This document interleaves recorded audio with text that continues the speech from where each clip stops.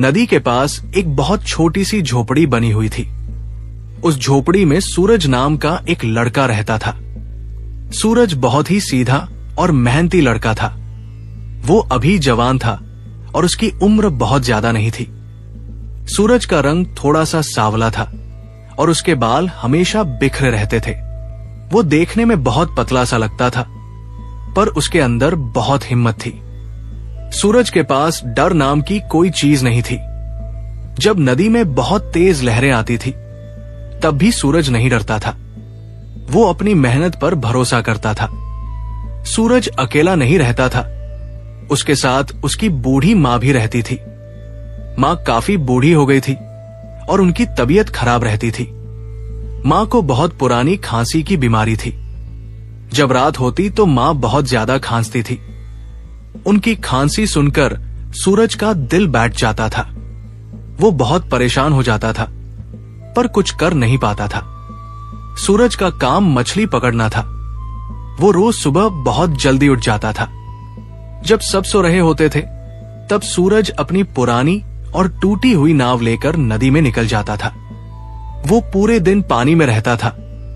कभी उसे थोड़ी बहुत मछली मिलती तो कभी कुछ भी नहीं मिलता था। जितनी भी मछली वो पकड़ता, उसे शहर जाकर बेच देता था। उन पैसों से वो थोड़ा सा आटा और दाल खरीद कर लाता था। वो अपनी माँ के लिए दवा भी लाता था, जिससे माँ को थोड़ा आराम मिल सके। शाम को घर आकर माँ और बेटा मिलकर सूखी रोटी खाते और सो जाते। सूरज की जिंदगी में बस इतना ही काम था। वो दिन रात बस अपनी माँ के बारे में ही सोचता रहता था।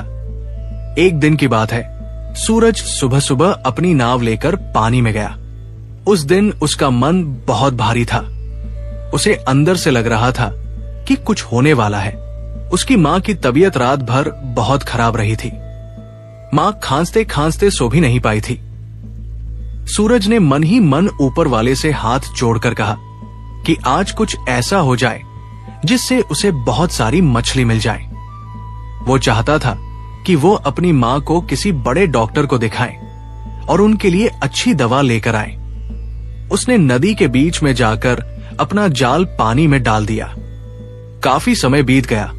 सूरज बैठा रहा और जाल की तरफ देखता रहा, पर जाल में कोई हलचल नहीं हुई। सूरज को लगा कि आज भी उसकी किस्मत खराब है। काफी देर बैठने के बाद अचानक सूरज को लगा कि उसका जाल बहुत भारी हो रहा है। उसे लगा कि पक्का इसमें बहुत सारी मछलियां फंस गई हैं। सूरज ने अपनी पूरी जान लगा दी और जाल को धीरे धीरे ऊपर खींचने लगा। जब जाल बाहर आया तो सूरज की आंखें खुली की खुली रह गई। उसने जो देखा उस पर उसे यकीन नहीं हुआ। जाल में एक भी मछली नहीं थी। उसकी जगह जाल में एक बहुत बड़ा और चमकता हुआ पत्थर जैसा कुछ था। वो असल में एक बहुत बड़ी सीप थी। सूरज ने आज तक इतनी बड़ी सीप कभी नहीं देखी थी। वो सीप इतनी ज्यादा चमक रही थी कि उसकी रोशनी सूरज की आंखों में लग रही थी। सूरज ने सोचा कि ये कोई मामूली चीज नहीं है। इसे अगर वो किसी अमीर आदमी को बेचेगा तो उसे बहुत सारे पैसे मिलेंगे। उन पैसों से वो अपनी माँ का अच्छा इलाज करवा पाएगा। सूरज ने उस बड़ी सीप को अपनी नाव में रख लिया और वापस किनारे की तरफ बढ़ने लगा। जैसे जैसे वो किनारे के पास जा रहा था, वो सीप और भी ज्यादा चमकने लगी। सूरज थोड़ा डर गया। उसे लगा कि कहीं इसमें कोई भूत या प्रेत तो नहीं है। किनारे पर पहुंचकर उसने उस सीप को रेत पर रख दिया। अचानक उस सीप से इतनी तेज रोशनी निकली कि सूरज को अपनी आंखें बंद करनी पड़ी। जब उसने आंखें खोली तो उसने देखा कि सीप अपने आप धीरे धीरे खुल रही है। सूरज डर के मारे पीछे हट गया।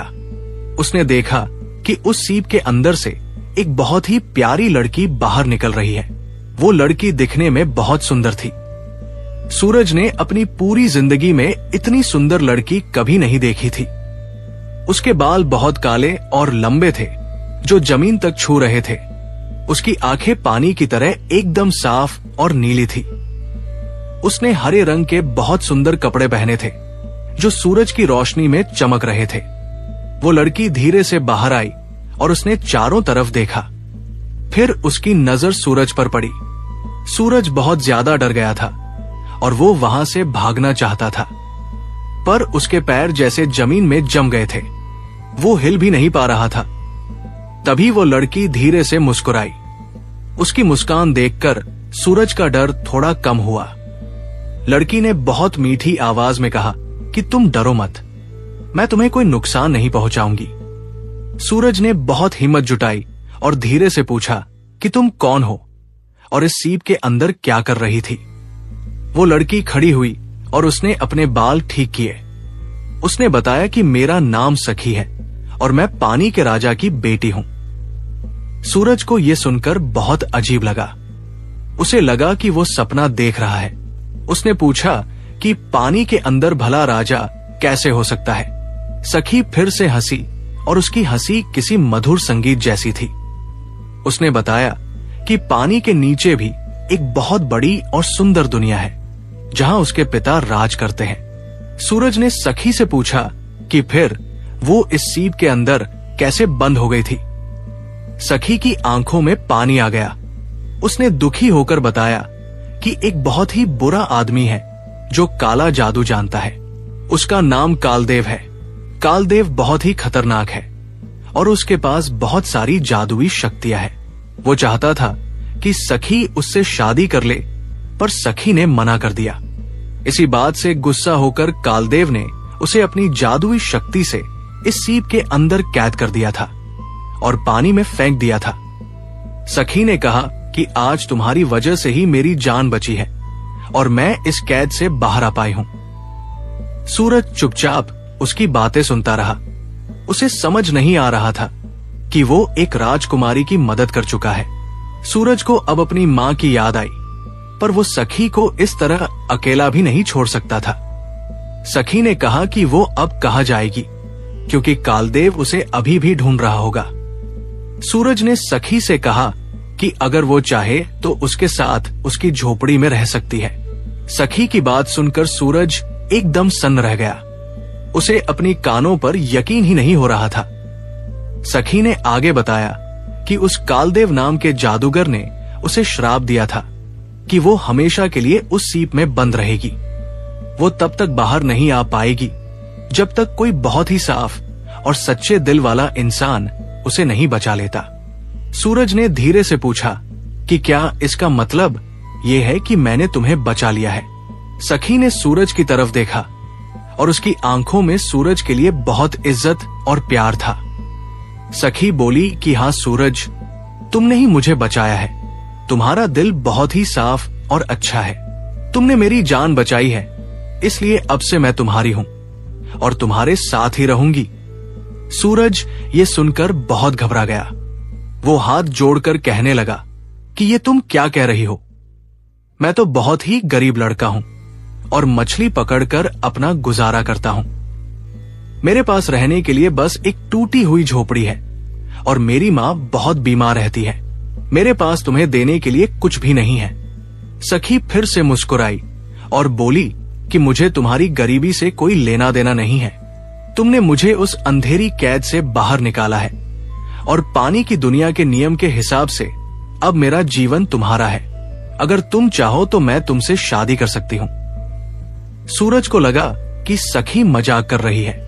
वो जोर जोर से हंसने लगा और बोला कि कहा तुम इतनी सुंदर राजकुमारी और कहा मैं एक मामूली सा दिखने वाला सांवला लड़का। तुम इतनी प्यारी हो और मैं एकदम साधारण।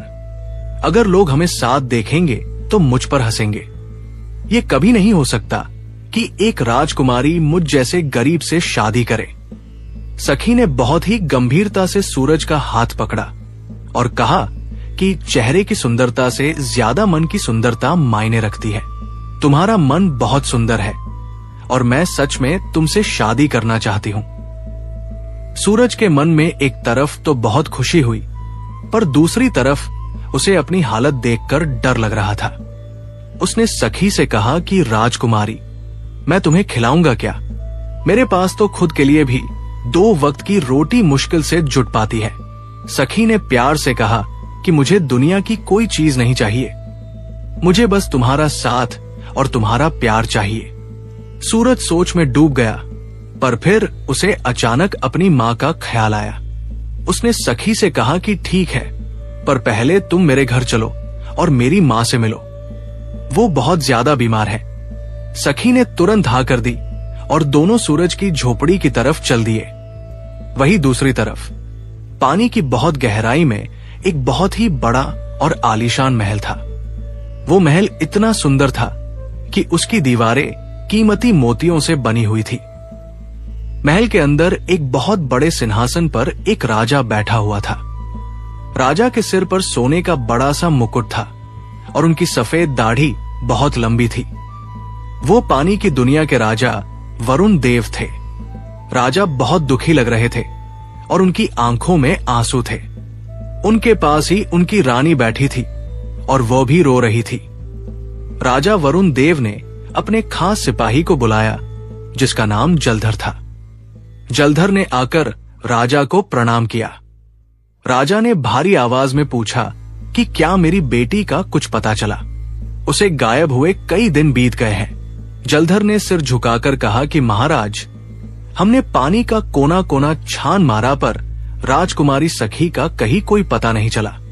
रानी रोते हुए कहने लगी कि पता नहीं मेरी बच्ची कहाँ होगी और किस हाल में होगी, क्या वो ठीक भी है या नहीं।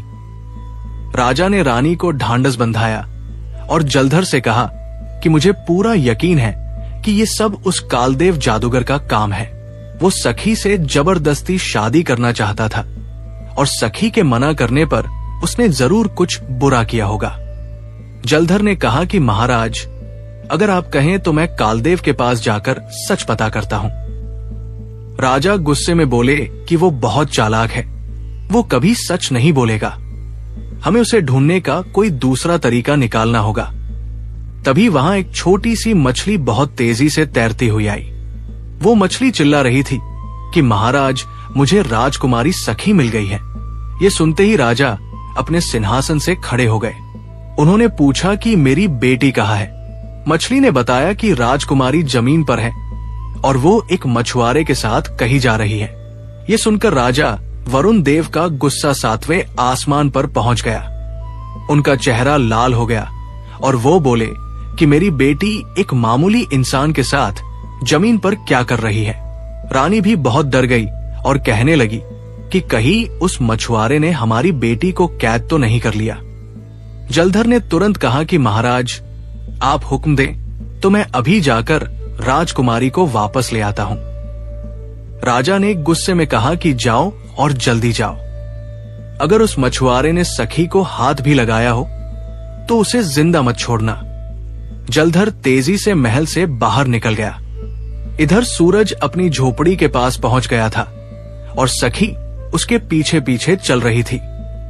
सूरज ने अपनी झोपड़ी के दरवाजे से अंदर झांका। उसकी मां अपनी फटी हुई चटाई पर लेटी हुई थी और उन्हें बहुत तेज खांसी आ रही थी। सूरज ने धीरे से आवाज दी और कहा कि मां देखो, मैं आ गया हूं। मां ने मुश्किल से अपनी आंखें खोली और सूरज की तरफ देखने की कोशिश की। मां ने बहुत ही कमजोर और थकी हुई आवाज में कहा कि आ गया बेटा, आज कुछ मछली हाथ लगी क्या? सूरज धीरे से झोपड़ी के अंदर गया और उसके पीछे पीछे सखी भी अंदर आ गई। जैसे ही मां की नजर सखी पर पड़ी, वो एकदम से चौंक गई। उन्होंने अपनी पूरी जिंदगी में इतनी प्यारी और सुंदर लड़की कभी नहीं देखी थी। मां ने हैरानी से सूरज की तरफ देखा और पूछा कि बेटा, ये लड़की कौन है और यहां कैसे आई? सूरज थोड़ा घबरा गया। उसे समझ ही नहीं आ रहा था कि वो अपनी मां को क्या बताए और कैसे समझाए कि ये लड़की उसे कहां से मिली है। उसने रुक रुक कर और हकलाते हुए कहा कि मां, ये सखी है और ये पानी की राजकुमारी है। मां ये सुनकर जोर से हंस पड़ी, पर फिर उन्हें जोर की खांसी आने लगी। जब उनकी खांसी थोड़ी रुकी तो वो बोली कि सूरज, तू कैसी बहकीब की बातें कर रहा है? पानी की राजकुमारी भला यहाँ झोपड़ी में क्या करने आएगी? तू क्या दिन में ही सपने देखने लगा है क्या? सखी ने जब ये देखा तो वो धीरे से आगे बढ़ी और उसने मां के पैर छुए। सखी ने बहुत ही प्यार से कहा कि मां, मैं सच कह रही हूं। मैं पानी के राजा की बेटी हूं और आपके बेटे ने आज मेरी जान बचाई है। माँ ने सखी के चेहरे को बहुत गौर से देखा और फिर सूरज की तरफ देखा। उन्होंने पूछा कि सूरज, क्या ये सच में कोई मजाक तो नहीं है? तब सूरज ने अपनी माँ को सारी बात शुरू से बताई। उसने बताया कि कैसे आज उसके जाल में मछलियों के बजाय एक बहुत बड़ी सीप फंसी थी। उसने ये भी बताया कि उस सीप से कितनी तेज रोशनी निकल रही थी और जब वो सीप खुली तो उसके अंदर से ये लड़की यानी सखी बाहर निकली। माँ चुपचाप सूरज की सारी बातें सुनती रही, पर उन्हें अभी भी इस बात पर पूरा यकीन नहीं हो रहा था। माँ ने कहा कि बेटा, अगर तू कह रहा है तो मान लेती हूँ, पर क्या सच में ये राजकुमारी है? सखी ने कुछ नहीं कहा, बस अपनी प्यारी सी मुस्कान बिखेरी। उसने अपना हाथ धीरे से हवा में घुमाया और अचानक पूरी झोपड़ी में एक बहुत ही हल्की और सुंदर रोशनी फैल गई। माँ की आंखें उस रोशनी से चौंधिया गई। सखी ने धीरे से माँ के माथे पर अपना हाथ रखा। माँ को ऐसा महसूस हुआ जैसे किसी ने बहुत ही ठंडी हवा का झोंका उनके ऊपर डाल दिया हो। पल भर में ही माँ की वो पुरानी खांसी एकदम गायब हो गई।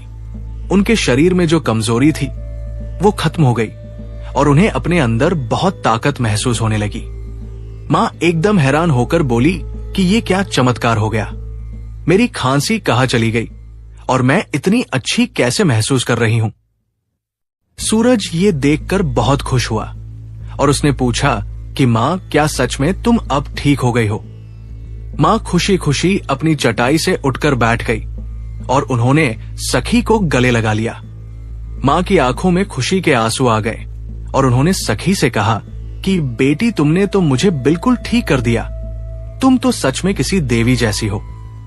सखी ने बड़े ही प्यार से कहा कि नहीं माँ, मैं कोई देवी नहीं हूं, बस मेरे पास थोड़ी सी जादुई शक्ति है जो मुझे मेरे पिता से मिली है। माँ ने सूरज की तरफ देखा और कहा कि बेटा, ये लड़की तो बहुत ही ज्यादा अच्छी है, इसे अब कहीं वापस मत जाने देना। सूरज ये सुनकर थोड़ा शर्मा गया और बोला कि माँ, भला ये राजकुमारी हमारी इस छोटी सी झोपड़ी में कैसे रहेगी? पर सखी ने तुरंत कहा कि मैं यही रहूंगी, क्योंकि मुझे ये झोपड़ी बहुत पसंद आई है और आप भी बहुत प्यारी है। माँ बहुत खुश हुई और उन्होंने कहा कि अरे वाह, अगर तुम यहाँ रहोगी तो मेरा तो नसीब ही चमक जाएगा। झोपड़ी के अंदर तीनों खुशी खुशी हंसने लगे। सूरज अपनी जिंदगी में पहली बार इतना ज्यादा खुश था। उसे सब कुछ एक सुंदर सपने जैसा लग रहा था। पर तभी अचानक झोपड़ी के बाहर से एक बहुत ही तेज और भारी आवाज आई। वो आवाज इतनी जोरदार थी कि झोपड़ी की छत हिलने लगी। बाहर से कोई चिल्लाया कि राजकुमारी सखी, तुम कहाँ हो? तुरंत बाहर आओ। ये आवाज सुनकर झोपड़ी के अंदर सन्नाटा छा गया और तीनों डर गए। सूरज ने हिम्मत जुटाकर दरवाजे से बाहर झांका। सूरज ने देखा कि नदी के पानी से एक बहुत ही ऊंची लहर उठी है और उस लहर के ऊपर एक आदमी खड़ा है। उस आदमी ने गहरे नीले रंग के कपड़े पहने थे और उसके हाथ में एक बहुत बड़ा त्रिशूल था जो बिजली की तरह चमक रहा था। सखी जैसे ही बाहर आई, उसने उस आदमी को पहचान लिया। सखी ने कहा कि जलधर मंत्री, आप यहां कैसे आए? जलधर ने बहुत ही कड़क और भारी आवाज में कहा कि राजकुमारी, महाराज वरुण देव ने मुझे आपको वापस लाने के लिए भेजा है। आप इसी वक्त मेरे साथ वापस महल चलिए। सखी ने बहुत ही मजबूती से जवाब दिया कि नहीं जलधर, मैं अब वापस नहीं जाऊंगी और मैं यही जमीन पर रहूंगी। जलधर ये सुनकर एकदम हैरान रह गया। उसने कहा कि ये आप क्या कह रही है राजकुमारी? आप एक मामूली से लड़के और उसकी टूटी झोपड़ी में कैसे रह सकती है? महाराज बहुत ज्यादा गुस्से में है और वो आपका इंतजार कर रहे हैं। सूरज भी अब बाहर आ गया था। वो बहुत डरा हुआ था, पर सखी के लिए वो कुछ भी करने को तैयार था। सूरज ने कहा कि मंत्री जी, राजकुमारी अपनी मर्जी से यहाँ आई है और मैंने उन्हें किसी लालच या जोरज बरदस्ती से यहाँ नहीं रोका है। जलधर ने सूरज को बहुत ही गुस्से वाली नजरों से देखा और कहा कि तू चुप रह ए मामूली इंसान, तूने हमारी राजकुमारी को छूने की हिम्मत कैसे की? अगर तूने उन्हें जरा सा भी छुआ है तो तेरी मौत अब मेरे हाथों ही होगी। सूरज डर के मारे कांपने लगा, पर सखी तुरंत सूरज के आगे आ गई। सखी ने चिल्लाकर कहा कि रुक जाओ जलधर, इस लड़के ने मेरी जान बचाई है। जब कालदेव ने मुझे सीप में बंद करके फेंक दिया था, तब इसी सूरज ने मुझे उस कैद से बाहर निकाला।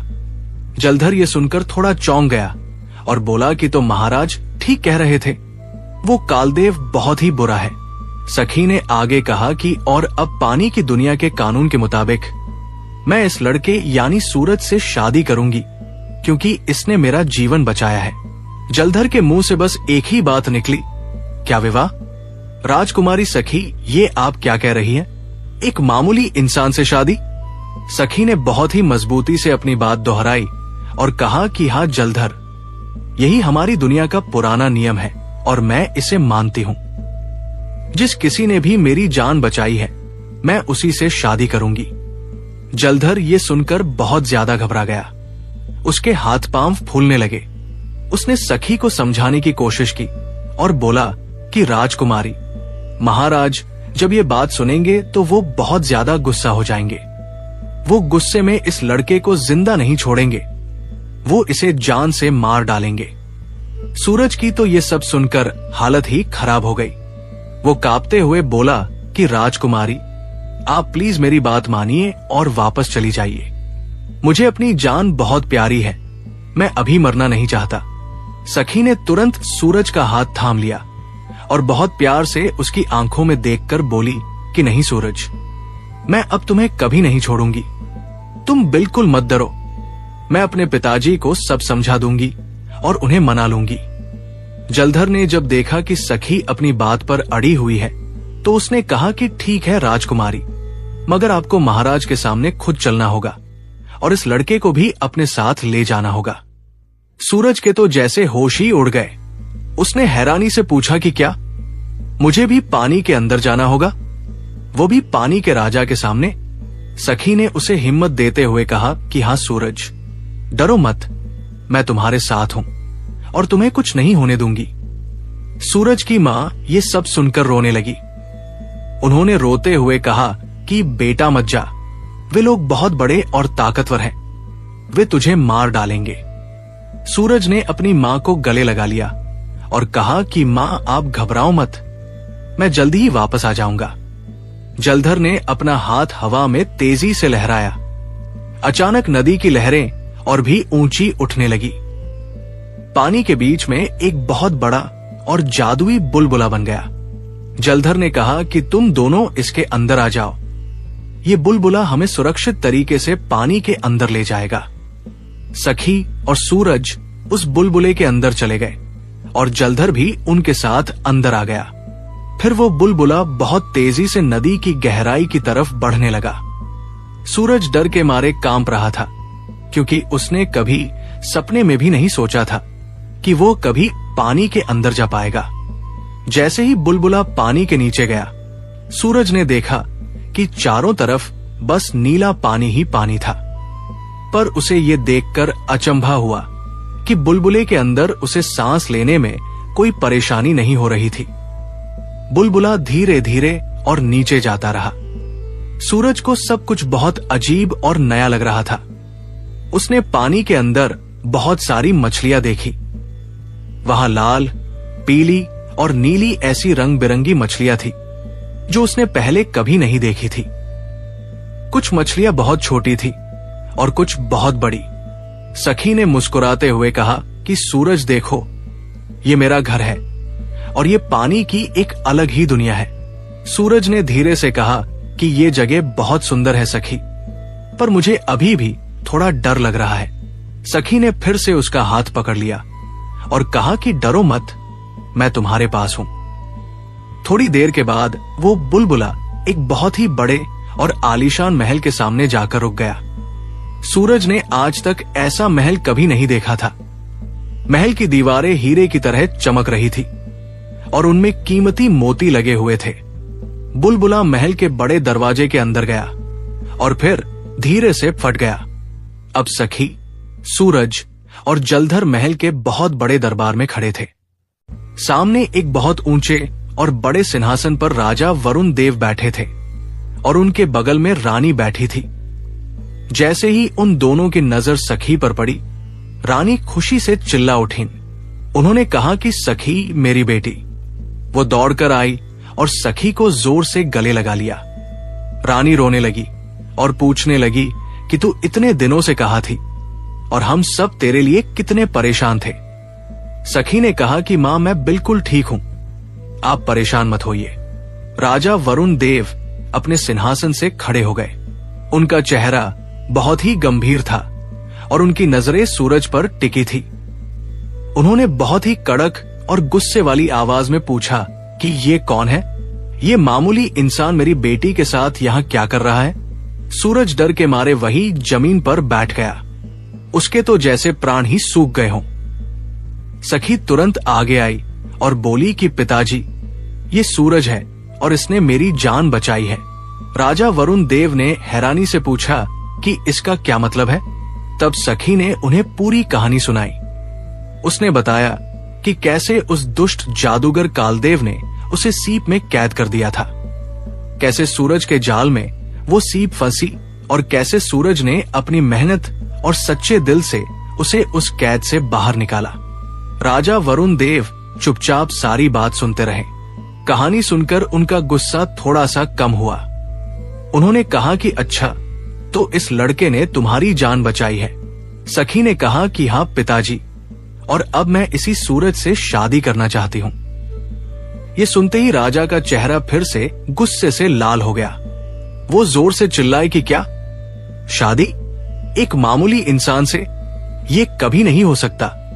रानी भी घबराकर बोली कि सखी, तू ये क्या कह रही है? तू एक राजकुमारी है और ये एक बहुत ही गरीब लड़का है। तुम दोनों का मेल कैसे हो सकता है? सखी ने बहुत ही शांति से कहा कि माँ, ये हमारी दुनिया का नियम है कि जो मेरी जान बचाएगा, मैं उसी के साथ अपना जीवन बिताऊंगी। राजा वरुण देव ने अपना बड़ा सा त्रिशूल उठाया और बोले कि मैं ऐसे किसी नियम को नहीं मानता जो मेरी बेटी की जिंदगी खराब कर दे। ये लड़का तुम्हारे बिल्कुल लायक नहीं है। सूरज वही कोने में बैठा कांप रहा था और सोच रहा था कि अब तो उसकी मौत पक्की है। तभी सखी पूरी हिम्मत के साथ आगे आई और बहुत ही कड़े शब्दों में बोली कि पिताजी, अगर आपने सूरज को जरा सा भी नुकसान पहुंचाया तो मैं हमेशा हमेशा के लिए ये महल छोड़कर चली जाऊंगी। राजा वरुण देव ये सुनकर एकदम हक्के बक्के रह गए। रानी भी बहुत ज्यादा डर गई। राजा ने कहा कि सखी, क्या तू अपने पिता को धमकी दे रही है? सखी ने अपनी आंखों में आंसू भरकर कहा कि नहीं पिताजी, ये धमकी नहीं है, बल्कि मेरा आखिरी फैसला है। अगर आप सूरज को मारेंगे तो मैं भी जिंदा नहीं रहना चाहूंगी। दरबार में एकदम सन्नाटा छा गया। राजा का गुस्सा और सखी की जिद के बीच अब क्या होगा, ये कोई नहीं जानता था। रानी ये सब सुनकर बहुत जोर जोर से रोने लगी। वो बार बार सखी से कहने लगी कि बेटी, तुम ऐसी डरावनी बात मत कहो। हम तुम्हारे बिना एक पल भी नहीं रह सकते। राजा वरुण देव गहरी सोच में डूब गए। उन्हें समझ आ गया कि उनकी बेटी अपनी जिद की पक्की है। थोड़ी देर बाद वो बोले कि ठीक है, मैं तुम्हारी बात मान लेता हूं। मैं इस लड़के यानी सूरज को कोई नुकसान नहीं पहुंचाऊंगी और न ही इसे मारूंगा। लेकिन अगर ये मामूली सा लड़का हमारी राजकुमारी से शादी करना चाहता है तो उसे अपनी काबिलियत साबित करनी होगी। इसे कुछ बहुत कठिन परीक्षाएं देनी होंगी। ये सुनते ही सूरज की जान में जान आई और सखी के चेहरे पर भी खुशी की चमक आ गई। सखी ने उत्साह से पूछा कि पिताजी, आप कौन सी परीक्षा की बात कर रहे हैं? वरुण देव धीरे से मुस्कुराए, पर उनकी उस मुस्कुराहट में कुछ बहुत ही खतरनाक छिपा हुआ था। उन्होंने कहा कि इसे 3 परीक्षाएं देनी होंगी। अगर सूरज इन तीनों परीक्षाओं को पूरा कर लेता है तो मैं खुद तुम दोनों की शादी करवा दूंगा। लेकिन याद रखना, अगर वो एक भी परीक्षा में हार गया तो उसे हमेशा हमेशा के लिए पानी की एक अंधेरी कोठरी में बंद कर दिया जाएगा और वो कभी बाहर की दुनिया नहीं देख पाएगा। सूरज का चेहरा डर के मारे फिर से पीला पड़ गया। सखी ने सूरज का हाथ दबाया और उसे हिम्मत देते हुए कहा कि सूरज, तुम बिल्कुल मत डरो। मुझे पता है कि तुम ये कर लोगे। वरुण देव ने जलधर को इशारा किया और कहा कि पहली परीक्षा कल सुबह होगी। आज की रात इस लड़के को महल के कैदखाने में रखा जाए। जलधर ने सूरज का हाथ पकड़ा और उसे घसीटते हुए वहां से ले जाने लगा। सूरज ने जाते जाते पीछे मुड़कर सखी को देखा। उसकी आंखों में आंसू भरे हुए थे। सूरज को एक बहुत ही अंधेरे और ठंडे कमरे में ले जाकर बंद कर दिया गया। उस कमरे में पत्थर की दीवारें थी और बस एक बहुत छोटी सी खिड़की थी। सूरज ने उस खिड़की से बाहर झांका तो उसे पानी के अंदर की एक अलग ही दुनिया दिखाई दी। वहां रंगीन मछलियां यहां वहां तैर रही थी। सूरज पत्थर के फर्श पर बैठ गया और सोचने लगा कि वो किस मुसीबत में फंस गया है। वो तो एक मामूली सा मछुआरा था जो अपनी मां के लिए दवा लेने चला था और अब यहां मौत और जिंदगी के बीच फंसा हुआ है। उसे लगा कि उसे वापस भाग जाना चाहिए, पर अगले ही पल उसे सखी का चेहरा याद आ गया। उसकी वो प्यारी मुस्कान और उसका निस्वार्थ प्यार सूरज के मन में हिम्मत भरने लगा। उसने खुद से कहा कि नहीं, मैं हार नहीं मानूंगा।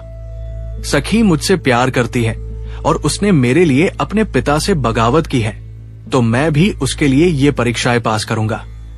सूरज ने मन ही मन भगवान को याद किया और वही फर्श पर लेट गया जहां उसे थकान के मारे नींद आ गई। रात के समय अचानक उस छोटी सी खिड़की से एक बहुत ही धीमी और सुंदर रोशनी अंदर आई। सूरज की आंख खुल गई और उसने देखा कि सखी खिड़की के बाहर खड़ी उसे देख रही है। सूरज तुरंत उठा और खिड़की के पास जाकर बोला कि सखी, तुम यहां इस वक्त? सखी ने धीरे से कहा कि हाँ सूरज, मैं तुम्हें देखने आई हूं कि तुम ठीक तो हो। सूरज ने उदास होकर कहा कि मैं ठीक तो हूं, पर मुझे बहुत डर लग रहा है। मुझे नहीं लगता कि मैं राजा की उन कठिन परीक्षाओं को पार कर पाऊंगा। सखी ने सूरज का हाथ खिड़की से पकड़ लिया और कहा कि सूरज, अपने ऊपर भरोसा रखो। तुम बहुत बहादुर हो और सच के साथ हो, इसलिए भगवान भी तुम्हारी मदद करेंगे। तुम पक्का जीतोगे। सखी की बातों से सूरज को थोड़ी राहत मिली। उसने पूछा कि सखी, क्या तुम्हें पता है कि कल कौन सी परीक्षा होगी? सखी ने दुखी होकर सिर हिलाया और कहा कि नहीं सूरज, पिताजी ने इस बारे में किसी को कुछ नहीं बताया है। बस एक बात हमेशा याद रखना कि दुनिया में सच्चाई और हिम्मत से बड़ी कोई चीज नहीं होती। सूरज ने हां में सिर हिलाया। सखी ने कहा कि अब मुझे जाना होगा, वरना किसी को पता चल गया तो मुश्किल हो जाएगी। हम कल मिलेंगे। सखी के जाने के बाद सूरज फिर से लेट गया, पर उसकी आंखों में नींद नहीं थी। उसके मन में कभी डर आता तो कभी सखी के प्यार की उम्मीद। जैसे ही सुबह हुई, जलधर वहां आया और सूरज को कैदखाने से बाहर निकाला। वो सूरज को महल के एक बहुत बड़े मैदान में ले गया। वहां राजा वरुण देव, रानी, सखी और पानी के बहुत सारे दरबारी खड़े थे। सब लोग सूरज को ऐसी नजरों से देख रहे थे जैसे वह कोई अजूबा हो। वरुण देव ने भारी आवाज में कहा कि लड़के, तुम्हारी पहली परीक्षा अब शुरू होने वाली है। क्या तुम तैयार हो? सूरज ने कांपती आवाज में कहा कि हाँ महाराज, मैं तैयार हूं। वरुण देव के चेहरे पर एक अजीब सी चमक आई और उन्होंने अपना हाथ हवा में लहराया। देखते ही देखते उस बड़े मैदान के बीचों बीच एक बहुत बड़ा गड्ढा बन गया और उसमें से काला काला धुआं निकलने लगा। उस धुएं के बीच से एक बहुत ही विशाल और भयानक सांप बाहर निकला। वो सांप इतना बड़ा था कि सूरज ने अपनी पूरी जिंदगी में ऐसा कुछ नहीं देखा था। उस सांप की आंखें अंगारे की तरह लाल थी और उसके मुंह से जहर की बूंदें टपक रही थी। वरुण देव बोले कि ये पानी का सबसे जहरीला सांप है। तुम्हारी पहली परीक्षा यह है कि तुम्हें इससे लड़कर जीतना होगा। अगर तुम जीत गए तो पहली परीक्षा पूरी, और अगर हार गए तो। राजा ने अपनी बात पूरी नहीं की, पर सब समझ गए थे कि हार का मतलब मौत था। सूरज के पैर थर-थर कांपने लगे। सखी ये देखकर चिल्लाई कि पिताजी, ये तो सरासर नाइंसाफी है। सूरज एक साधारण इंसान है, वो इस जादुई और विशाल सांप से कैसे लड़ सकता है? वरुण देव ने कड़ाई से कहा कि अगर ये तुम्हारी बराबरी करना चाहता है तो इसे साबित करना होगा कि इसमें साहस है। वो विशाल सांप अब धीरे धीरे सूरज की तरफ बढ़ने लगा। उसकी फुंकार इतनी तेज थी कि वहां खड़े बाकी जीव भी डरकर पीछे हट गए। सूरज भी पीछे हटने लगा। उसका दिमाग काम नहीं कर रहा था कि वो बिना किसी हथियार के इस दानव जैसे सांप का सामना कैसे करे। तभी सूरज के कानों में सखी की आवाज गूंजी। सखी ने बहुत ही प्यार से चिल्लाकर कहा कि सूरज, बिल्कुल मत डरो, अपने अंदर हिम्मत रखो। याद रखना कि सच्चाई और साहस से बड़ी इस दुनिया में कोई ताकत नहीं होती। सूरज ने जब सखी की तरफ देखा तो उसकी आंखों में अपने लिए पूरा भरोसा पाया। सखी के उस भरोसे ने सूरज के अंदर एक नई जान फूंक दी। सूरज ने एक लंबी और गहरी सांस ली और मन ही मन सोचा कि मैं एक मछुआरा हूं। मैंने समंदर के बड़े बड़े तूफानों के बीच अपनी नाव चलाई है और लहरों से लड़ा हूं। अगर मैं उन तूफानों से नहीं डरा तो इस सांप से भी लड़ सकता हूं। सूरज ने अपनी कमर से अपना वो छोटा सा चाकू निकाला जो वो हमेशा अपने साथ रखता था। ये वही चाकू था जिससे वो रोज मछलियां काटता था और अपना काम करता था। उस विशाल सांप ने अपना बहुत बड़ा फन फैलाया और सूरज के ऊपर जहर फेंकने लगा। सूरज बहुत फुर्तीला था। वो तुरंत एक तरफ कूद गया। वो जहर जैसे ही जमीन पर गिरा, वहां की जमीन जलकर काली पड़ गई। सूरज समझ गया कि ये बहुत खतरनाक जहर है और अगर इसकी एक बूंद भी उसके शरीर पर लग गई तो उसकी मौत पक्की है। सांप ने फिर से हमला करने के लिए अपना सिर उठाया। इस बार उसने अपनी बहुत लंबी और भारी पूंछ से सूरज को जोर से मारने की कोशिश की। सूरज तुरंत नीचे झुक गया और वो पूंछ उसके सिर के ठीक ऊपर से सनसनाती हुई निकल गई। तभी सूरज की नजर सांप की पूंछ के बिल्कुल नीचे वाले हिस्से पर पड़ी। उसने देखा कि वहां का चमड़ा थोड़ा पतला और कमजोर लग रहा था। सूरज ने सोचा कि अगर वो अपनी पूरी ताकत लगाकर वहां वार करे तो सांप घायल हो सकता है, पर उस सांप की पूंछ तक पहुंचना बहुत मुश्किल काम था क्योंकि वो सांप बहुत तेजी से हिल रहा था। सांप बार बार सूरज पर झपट्टा मार रहा था और सूरज बचते बचते अब थकने लगा था। तभी सूरज के दिमाग में एक तरकीब आई। उसने जानबूझकर अपना चाकू सांप की तरफ जोर से फेंका। चाकू सांप की आंख के बिल्कुल पास से होकर गुजरा। इससे सांप बहुत ज्यादा गुस्से में आ गया और वो पूरी ताकत से सूरज को निगलने के लिए उसकी तरफ लपका। सूरज इसी मौके का इंतजार कर रहा था। जैसे ही सांप का मुंह उसके करीब आया, सूरज बहुत तेजी से घूम गया और उसने सांप की पूंछ पकड़ ली। सूरज ने अपनी पूरी जान लगाकर उस कमजोर जगह पर एक बहुत जोरदार मुक्का मारा। सांप दर्द के मारे जोर से चिल्लाया और बुरी तरह छट्टाने लगा। सूरज ने बिना रुके एक और मुक्का उसी जगह पर दे मारा। सांप धीरे धीरे कमजोर पड़ने लगा और फिर एक जोरदार आवाज के साथ जमीन पर गिर पड़ा। वो इतना घायल हो गया था कि अब हिल भी नहीं पा रहा था। मैदान में चारों तरफ एकदम सन्नाटा छा गया। सब लोग हैरान थे कि एक मामूली इंसान ने इतने बड़े सांप को हरा दिया। फिर अचानक सब लोग खुशी से तालियां बजाने लगे।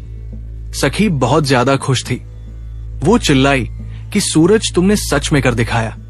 राजा वरुण देव भी ये देखकर दंग रह गए थे। उन्होंने कभी सपने में भी नहीं सोचा था कि एक साधारण सा मछुआरा उनके सबसे खतरनाक सांप को धूल चटा देगा। राजा ने गंभीर होकर कहा कि ठीक है, पहली परीक्षा में तुम जीत गए, लेकिन अभी खुश मत हो क्योंकि अभी 2 और बहुत कठिन परीक्षाएं बाकी है। सूरज बहुत थक गया था और उसका शरीर दर्द कर रहा था, पर सखी की खुशी देखकर उसके चेहरे पर एक प्यारी सी मुस्कान आ गई। सखी दौड़कर सूरज के पास आई और बोली कि सूरज, तुम सच में बहुत बहादुर हो। मुझे पहले से पता था कि तुम हार नहीं मानोगे। राजा वरुण देव ने अपनी आवाज ऊंची की और कहा कि अब दूसरी परीक्षा का समय आ गया है। इस बार उन्होंने अपना जादुई त्रिशूल जमीन पर जोर से पटका। देखते ही देखते जमीन 2 हिस्सों में बंट गई और उसके अंदर से पानी की दुनिया का एक बहुत बड़ा खजाना बाहर निकल आया। उस खजाने में सोने की अशर्फियां, चमकदार हीरे और कीमती मोती भरे हुए थे। पूरा मैदान उस खजाने की चमक से जगमगा उठा। राजा वरुण देव सूरज के करीब आए और बोले कि देखो सूरज, तुम बहुत गरीब हो और तुम्हारे पास कुछ भी नहीं है। मैं ये सारा खजाना तुम्हें देने के लिए तैयार हूं। राजा ने आगे कहा कि मेरी एक शर्त है, तुम ये खजाना लो और मेरी बेटी का पीछा छोड़ दो। इस धन दौलत से तुम दुनिया के सबसे बड़े राजा बन सकते हो। तुम अपनी मां का बड़े से बड़ा इलाज करा सकते हो और तुम्हें फिर कभी मेहनत करने की जरूरत नहीं पड़ेगी। सूरज ने उस खजाने की तरफ देखा। उसने अपनी पूरी जिंदगी में इतने पैसे और जेवर कभी नहीं देखे थे। एक पल के लिए सूरज के मन में थोड़ा लालच आने लगा। उसने सोचा कि अगर ये सब उसके पास होगा तो उसकी मां की सारी तकलीफें खत्म हो जाएंगी। राजा वरुण देव मुस्कुराए और बोले कि सोच लो सूरज, तुम क्या चुनना चाहते हो, ये बेशकीमती खजाना या मेरी बेटी सखी? सूरज कुछ देर तक सोचता रहा। उसने अपनी गरीबी और फटेहाल जिंदगी के बारे में सोचा, पर फिर उसने अपनी नजरें घुमाकर सखी की तरफ देखा। सखी की आंखों में डर और आंसू थे। वो बहुत उदास दिख रही थी। उसे लग रहा था कि शायद सूरज उसे छोड़कर खजाना चुन लेगा। सखी को देखते ही सूरज को सब समझ आ गया। उसे एहसास हुआ कि ये तो दूसरी परीक्षा है, उसके सच और ईमानदारी की परीक्षा। सूरज ने तुरंत उस खजाने की तरफ अपनी पीठ कर ली और राजा से बहुत ही विनम्रता और हिम्मत के साथ कहा कि महाराज, मुझे आपका ये सोना चांदी और खजाना नहीं चाहिए, मुझे सिर्फ सखी चाहिए। प्यार को कभी भी धन और दौलत से नहीं खरीदा जा सकता। सखी मेरे लिए दुनिया के किसी भी खजाने से बहुत ज्यादा कीमती है। सखी की आंखों में अब खुशी के आंसू आ गए। रानी भी ये देखकर बहुत खुश हुई और बोली कि ये लड़का सच में बहुत साफ दिल का है। राजा वरुण देव भी थोड़े प्रभावित हुए और बोले कि ठीक है, दूसरी परीक्षा भी तुमने पार कर ली। लेकिन राजा ने चेतावनी देते हुए कहा कि तीसरी और आखिरी परीक्षा सबसे ज्यादा मुश्किल और डरावनी होगी। सूरज ने बिना डरे कहा कि महाराज, मैं तैयार हूं, बताइए मुझे क्या करना होगा। राजा वरुण देव ने बहुत ही कड़क आवाज में कहा कि तीसरी परीक्षा के लिए तुम्हें उस दुष्ट जादूगर कालदेव से लड़ना होगा। वही कालदेव जिसने सखी को सीप में बंद करके फेंक दिया था। अगर तुम उसे हराने में कामयाब रहे तभी सखी तुम्हारी होगी और मैं तुम दोनों का विवाह करूंगा। सूरज का दिल ये सुनकर एक बार फिर जोर से धड़कने लगा। कालदेव बहुत ही ताकतवर और खतरनाक जादूगर था। क्या सूरज एक मामूली इंसान होकर उस मायावी जादूगर का मुकाबला कर पाएगा? सूरज का दिल ये सुनकर जोर से धड़कने लगा और उसके चेहरे पर एक बार फिर गहरा डर छा गया। एक मामूली इंसान होकर किसी खतरनाक जादूगर से लड़ना बहुत बड़ी बात थी। सखी तुरंत अपने पिता के सामने आई और बहुत दुखी होकर बोली कि पिताजी, ये तो बिल्कुल भी सही बात नहीं है।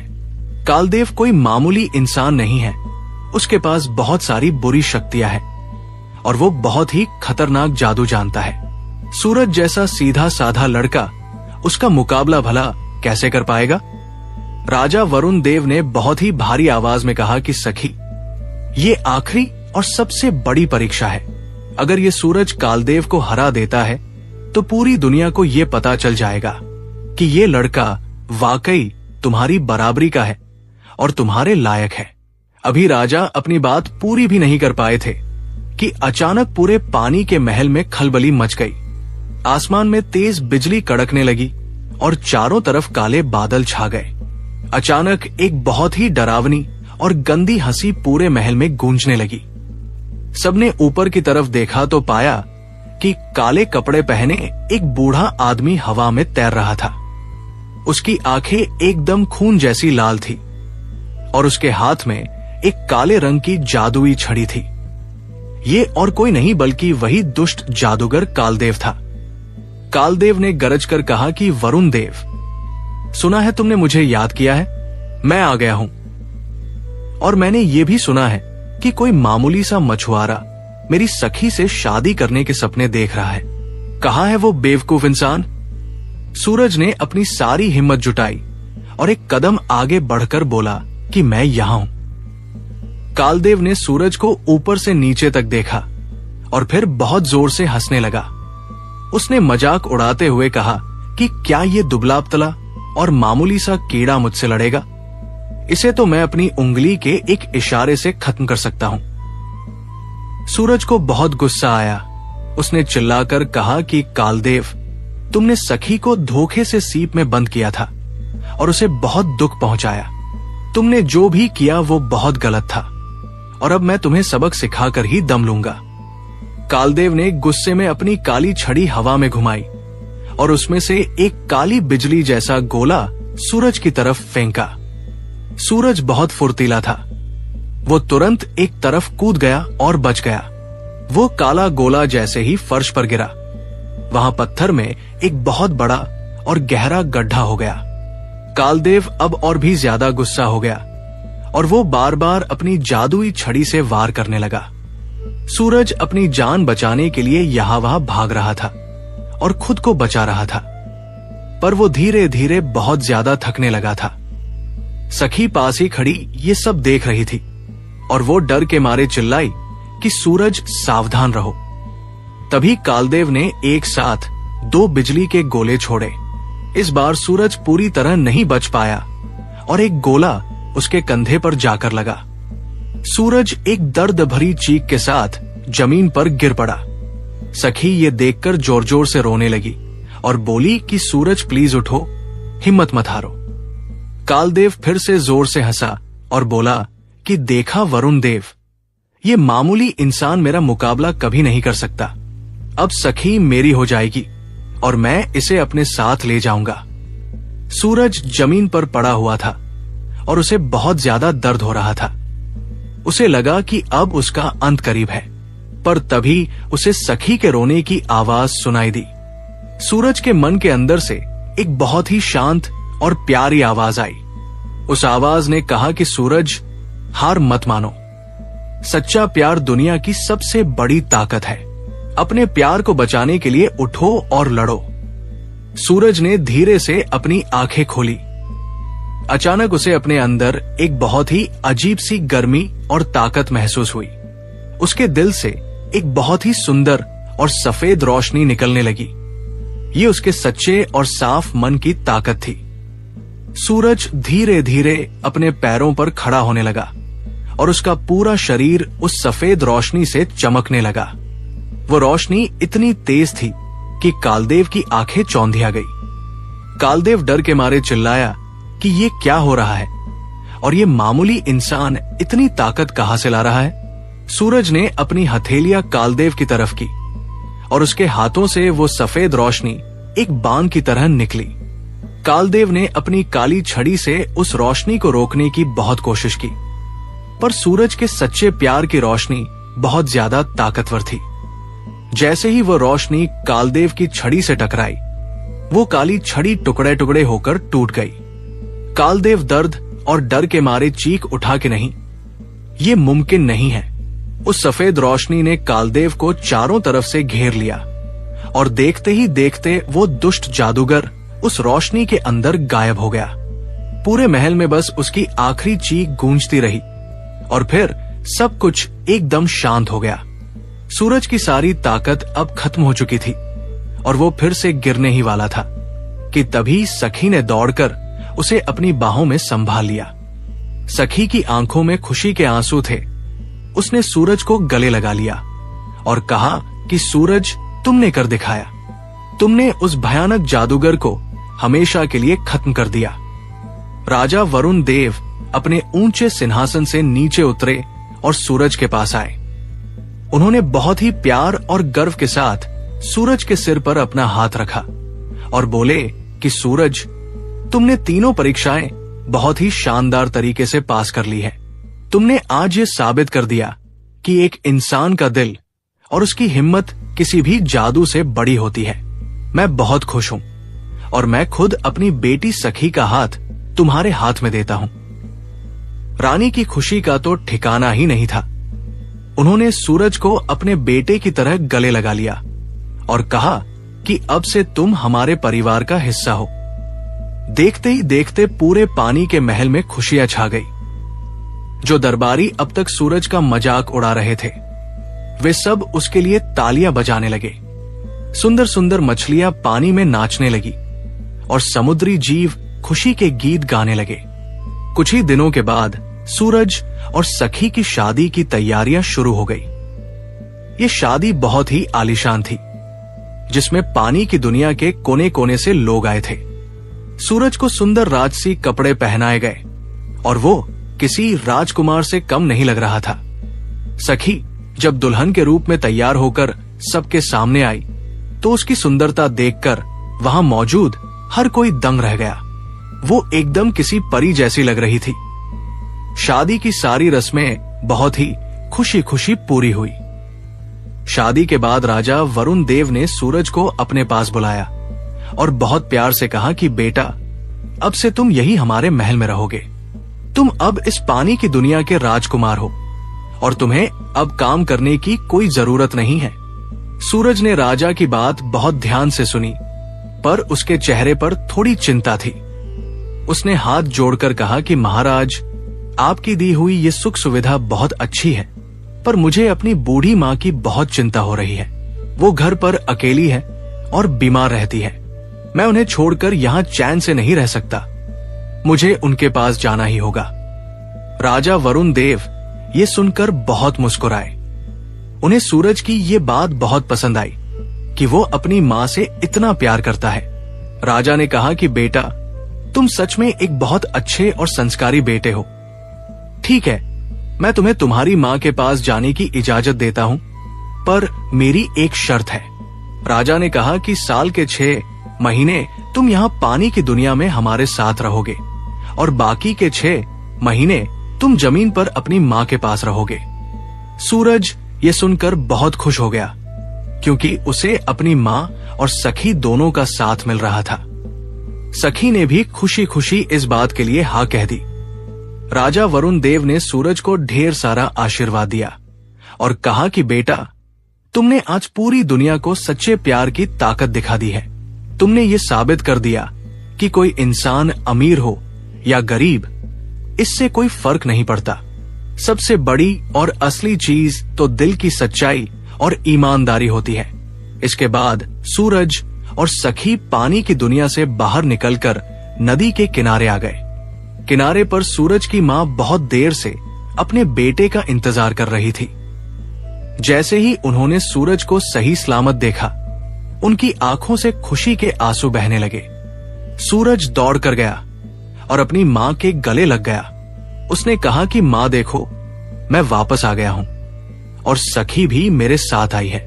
अब हम कभी अलग नहीं होंगे और हम तीनों हमेशा साथ में रहेंगे।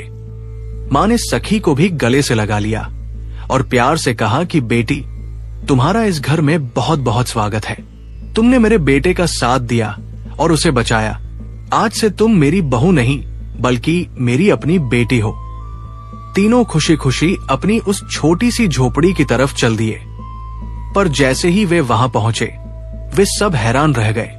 राजा वरुण देव ने अपनी जादुई शक्ति से उस टूटी फूटी झोपड़ी को एक बहुत ही सुंदर और पक्के घर में बदल दिया था। सूरज की माँ की जो पुरानी खांसी की बीमारी थी, वो भी हमेशा के लिए ठीक हो गई और वो एकदम जवान और तंदुरुस्त महसूस करने लगी। सूरज अब पहले जैसा गरीब मछुआरा नहीं रहा था। वो अब पानी की दुनिया का राजकुमार बन चुका था। पर इतनी सुख सुविधा मिलने के बाद भी उसने अपनी सादगी नहीं छोड़ी। वो आज भी गांव के गरीब लोगों की मदद करता था और मछुआरों को काम सिखाता था। सखी भी सूरज के साथ बहुत खुश थी। उसे जमीन की दुनिया, यहाँ के पेड़ पौधे और लोग बहुत अच्छे लगते थे। वो दिन भर सूरज की माँ का ख्याल रखती और गांव की औरतों से बातें करती और उनकी सहेली बन गई थी। नियम के मुताबिक वे साल के 6 महीने पानी के महल में रहते थे और बाकी 6 महीने जमीन पर अपनी मां के साथ बिताते थे। कुछ समय बीतने के बाद सूरज और सखी का एक बहुत ही प्यारा और सुंदर बच्चा हुआ। उस बच्चे में पानी की जादुई शक्ति भी थी और जमीन के लोगों जैसी हिम्मत भी। राजा वरुण देव और रानी अपने पोते को देखकर बहुत ज्यादा निहाल हो गए। सूरज की मां भी पोते को गोद में खिलाकर बहुत खुश हुई।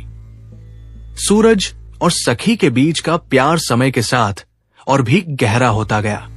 पूरे गांव और आसपास के इलाकों में उनकी ये अनोखी कहानी फैल गई।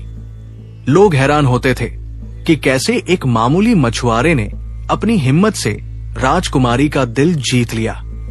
लोग अक्सर कहते थे कि अगर इंसान का दिल साफ हो और उसका प्यार सच्चा हो तो वो दुनिया की हर जंग जीत सकता है। एक दिन शाम के समय सूरज नदी के किनारे रेत पर बैठा हुआ था और सखी उसके बिल्कुल बगल में बैठी थी। सूरज धीरे धीरे डूब रहा था और पूरे आसमान में लाल और सुनहरी रोशनी फैली हुई थी। सखी ने प्यार से सूरज का हाथ पकड़ा और पूछा कि सूरज, क्या तुम्हें कभी अपनी वो पुरानी गरीबी वाली और मुश्किलों भरी जिंदगी याद आती है? सूरज थोड़ा मुस्कुराया और बोला कि हाँ सखी, याद तो आती है क्योंकि उसी जिंदगी ने मुझे मेहनत करना सिखाया। पर अब मैं बहुत ज्यादा खुश हूं क्योंकि मेरे पास तुम हो। मेरी माँ बिल्कुल ठीक है और मेरा एक पूरा और प्यारा परिवार है। एक इंसान को इससे ज्यादा भला और क्या चाहिए। सखी ने सूरज की तरफ बहुत ही प्यार भरी नजरों से देखा और कहा कि सूरज, तुमने मुझे उस काली कैद से बचाया और मुझे सच्चे प्यार का असली मतलब सिखाया। मैं सच में बहुत खुशनसीब हूं कि मुझे तुम्हारे जैसा जीवन साथी मिला। सूरज ने सखी का हाथ चूमते हुए कहा कि नहीं सखी, खुशनसीब तो मैं हूं कि तुमने मुझ जैसे एक गरीब लड़के को चुना और मेरी जिंदगी खुशियों से भर दी। दोनों एक दूसरे को देखकर हंसने लगे और फिर हाथ पकड़कर अपने सुंदर घर की तरफ चल दिए, जहां सूरज की मां और उनका छोटा सा बच्चा बड़ी बेसब्री से उनका इंतजार कर रहे थे। ये कहानी हमें सिखाती है कि चाहे कितनी भी बड़ी मुसीबत आ जाए, अगर हम हिम्मत न हारें और अपने रिश्तों के प्रति सच्चे रहें तो अंत में जीत हमेशा सच्चाई की ही होती है।